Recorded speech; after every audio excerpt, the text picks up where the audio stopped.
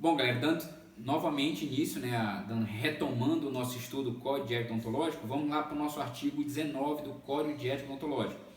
É um capítulo que trata dos honorários profissionais, ou seja, quanto você vai cobrar do seu paciente. Do ponto de vista ético, nós não devemos mencionar as palavras preço, custo, valor. Na verdade, você cobra seus honorários profissionais. Por que é assim? Porque do ponto de vista ético, a nossa relação, ela não é de comércio, não é uma relação mercantil, é uma relação de saúde entre dentista e paciente.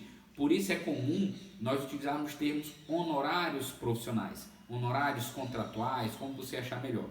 Do ponto de vista ético, nós teremos aulas posteriormente que vocês verão que a nossa relação entre dentista e paciente está submetida ao Código do Consumidor, ou seja, para a legislação, para a justiça brasileira, a relação entre dentista e paciente é sim uma relação comercial, mas do ponto de vista ético importa o que está aqui. Como a nossa aula nesse momento é Código de Ética Odontológico, então vamos nos ater ao que realmente está previsto no nosso Código de Ética. Então o capítulo que fala sobre os honorários profissionais, entre outras coisas, ele vai abordar o que você pode levar em consideração para arbitrar os seus honorários e o que você pode, quais atitudes que você pode cometer que caracterizará infração ética neste quesito honorários profissionais, correto? Então o artigo 19, ele está assim escrito: na fixação dos honorários profissionais serão considerados, ou seja, ele vai dizer aqui para você os critérios, os quesitos, os requisitos que você pode observar para fixar o seu honorário profissional. Então ele fala que no inciso 1º, você pode considerar para fixar o honorário a condição socioeconômica do paciente e da comunidade.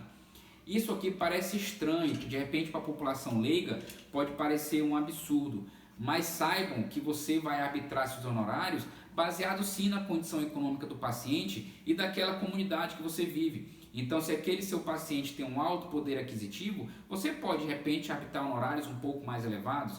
Se aquele seu paciente tem uma condição socioeconômica um pouco mais baixa, que você pode arbitrar um honorário um pouco mais baixo. Isso, pelo Código de Ética, é perfeitamente permitido. Se você mora numa cidade rica, uma cidade onde tem muitas indústrias, uma elevada produção, uma elevada renda da população de forma geral, claro que seus procedimentos serão com honorários mais altos. É questão de lógica. Você por acaso acha que o valor de um procedimento no município do interior do Acre é o mesmo que na capital de São Paulo? Não é. Por que não é o mesmo? Porque São Paulo tem uma outra realidade econômica. Então é nesse sentido que o inciso 1 do artigo 19 ele quer mostrar para você. Você vai arbitrar esse honorário podendo se basear na condição socioeconômica do seu paciente ou da comunidade que você vive. Se você porventura atende, seu consultório é num bairro um pouco mais, de uma classe um pouco mais alta, os seus valores serão outros. Se o seu consultório é num bairro um pouco mais periférico, onde a população daquele bairro tem uma renda um pouco menor, o seu preço será outro. Isso é perfeitamente permitido. Isso não é discriminação, pois o nosso Código de Ética permite que você arbitre os seus valores baseados exatamente na condição socioeconômica do seu paciente.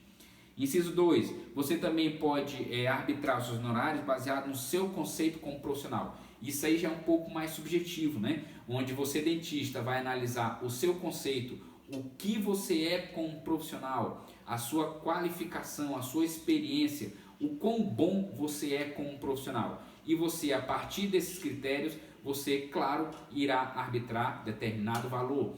Logicamente que um dentista que está na estrada há muito tempo, um dentista que tem especializações, que participa de congresso, um dentista que é professor, que ele dá palestras, claro que ele vai ter um honorário um pouco mais alto do que um dentista recém-formado, porque exatamente isso é baseado no seu conceito profissional. Aquele dentista que é considerado expert naquele assunto, que é considerado uma referência naquela especialidade, é claro que os honorários dele são mais altos, porque ele construiu esse conceito profissional. Então você, como dentista, você conhece o seu conceito, então a partir daí você poderá também arbitrar seus honorários. Inciso 3, costume do lugar. Qual é o costume daquele lugar? Como aquela sociedade, como aquela população ela se comporta? Esse inciso aqui hoje ele é praticamente não aplicado, porque As relações comerciais no Brasil hoje, independente do município, ela se dá de forma muito parecida. Dinheiro, pagamento em dinheiro, em cartão de crédito, cartão de débito, enfim, então ele é pouco aplicado. Inciso 4, a complexidade do caso. Aqui é um pouquinho óbvio, né? Você não vai poder, por exemplo, cobrar, não é que você não vai poder, né? Por que o preço de um canal de um incisivo é diferente de um canal de um molar, por exemplo? Pela complexidade do caso. Por que a exodontia de um dente descido, o valor é diferente da exodontia de um terceiro molar incluso, impactado? Pela complexidade do caso. Por que uma prótese total sobre o implante, o valor é diferente de uma PPR? Pela complexidade do caso. Então, de acordo com o caso que você vai tratar, de acordo com a complexidade desse caso, claro que você também vai arbitrar valores diferentes. Quanto mais complexo for aquele caso, mais alto será seu honorário profissional. Isso é perfeitamente possível, inclusive está aqui permitido no nosso Código de Ética. Inciso 5, o tempo utilizado no atendimento. Qual vai ser o tempo que você, dentista, vai destinar àquele paciente naquele momento para realizar aquele procedimento? Imagina, por exemplo, um clareamento a laser. O paciente ele fica muito tempo lá na cadeira, então a gente costuma falar que o tempo de cadeira ele é muito alto. Então isso também pode ser levado em consideração quando você for determinar o honorário daquele procedimento. Quanto mais tempo o paciente ficar na sua cadeira, quanto mais tempo for despendido para realizar aquele atendimento, claro que o honorário vai ser maior, porque isso aí está incluído também na possibilidade que enquanto você estiver com aquele paciente, você não poderá atender outro, você está com aquele paciente, certo? Então, se é um procedimento rápido, é um valor. Se é um procedimento um pouco mais demorado, é outro valor. Agora, cuidado. O que pode acontecer é o seguinte, você baseado naquele exame ali superficial que você fez, vamos citar exemplo aqui de uma exodontia para ficar mais claro. Imagina que você analisou uma situação e você percebeu ali pelo seu critério profissional, pela sua experiência, pela sua vivência naquela área, você julgou que aquela exodontia seria de complexidade baixa, você iria finalizar ali por volta de 15 a 20 minutos e você cobrou um valor X, certo? Baseado na complexidade do caso que você observou naquele momento, no tempo que você ia gastar, enfim. E durante a cirurgia, aquele procedimento que você julgou ser simples, fica complicado. Acontece em algumas situações que aquele procedimento que ia durar cerca de 20 minutos, durou 1 hora e meia, ou então aquele procedimento que você julgou no início que ia ser simples, virou um tratamento mais complexo, você teve que seccionar o dente com broca, de repente teve uma pequena hemorragia, você teve que esquecer um pouco a extração e se conter ali na hemorragia para depois voltar à extração. Enfim, alguns procedimentos, algumas situações ali durante o procedimento que fizeram aquele caso que parecia ser simples e rápido se transformar num caso complexo e demorado. Neste caso, você não pode cobrar do paciente o valor mais alto do que você acordou com ele, porque aí já está errado, porque você tem que cobrar do paciente um valor antes do tratamento para ver se o paciente aceita ou não. Se durante aquele procedimento o tratamento então se complicar, tiver uma situação um pouco mais complexa, aí faz parte do risco da nossa profissão. Você tem que realizar continuar aquele tratamento pelo valor que você contratou com o paciente. Cuidado com isso. O fato de um procedimento se tornar mais complexo não pode ser arcado pelo paciente. Isso é o risco da nossa profissão e do nosso procedimento. Uma vez combinados os honorários, uma vez contratados esses honorários têm que valer até o final do procedimento, certo? Além disso, você também pode arbitrar os honorários baseado no caráter de permanência, temporariedade ou eventualidade do trabalho. Alguns procedimentos na odontologia, eles são provisórios, eles são temporários. Então, nesse caso, se o seu procedimento que você está fazendo ou que você vai realizar no paciente for um tratamento provisório, ele pode ter outro valor. Se é um tratamento definitivo, é lógico que o honorário vai ser muito maior do que um tratamento provisório. Então, baseado nisso, você também pode arbitrar seus honorários profissionais. Além disso, você pode fixar seu honorário considerando também a circunstância que tenha sido prestado o tratamento. Exemplo, vamos supor que num determinado dia da semana você está no seu consultório às 9 horas da manhã e naquele momento chega um paciente para fazer um determinado tratamento de urgência, por exemplo. Você já está no seu consultório. você já está no seu local de trabalho, você pode cobrar um valor X.